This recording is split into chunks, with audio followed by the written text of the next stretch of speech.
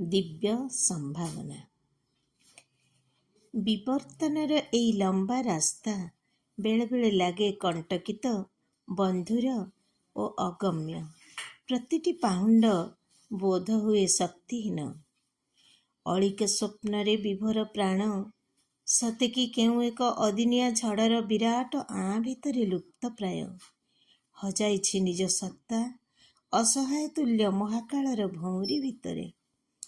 ଏକ କର୍ମ ପ୍ରବଣତାର ଖଟା ମିଠା ଅନୁଭବ ଜୀବନକୁ କରେ ସ୍ୱପ୍ନମୟ।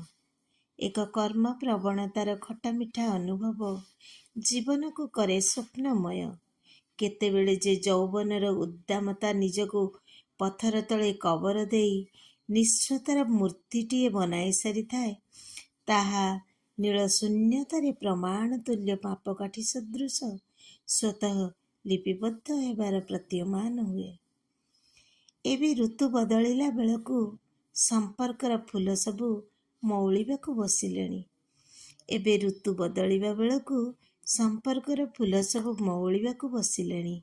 ରଜନୀଗନ୍ଧା ବାସହୀନ, କୃଷ୍ଣଚୂଡ଼ା ରଙ୍ଗହୀନ, ଆଉ ପଳାଶ ପାଣିଚିଆ ଦିଶିଲାଣି।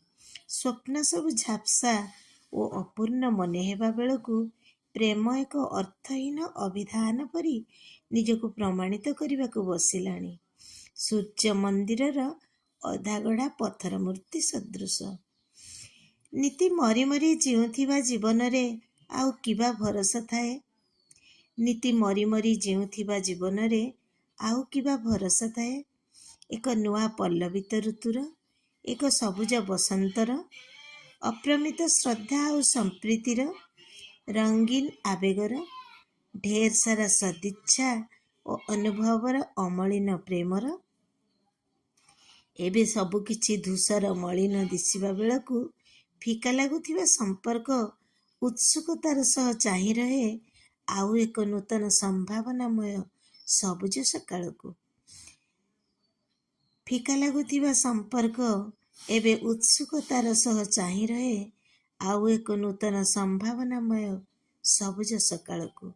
ପରମ ଐଶ୍ୱର୍ଯ୍ୟମୟ ଅଦ୍ୱିତୀୟ ଅନନ୍ତଙ୍କ ଦିବ୍ୟ ଉଷାର ଉଷ୍ମତାକୁ।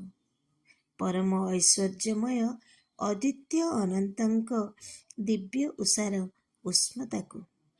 ଧନ୍ୟବାଦ।